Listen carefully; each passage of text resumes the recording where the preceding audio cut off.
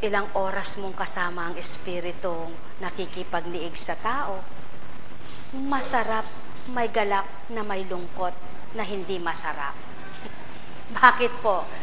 Kaya masarap pag yung pinangungusapan ng Espiritu ay tumatanggap, nagtitiwala, sumusunod. Hindi masarap kapag nasa pangungusap. May galak kapag yung nakatanggap ay naganap ang kagalingan at pagbabago. May lungkot kapag walang nakinabang sa oras na inilaan. Buhay po ba ang Diyos?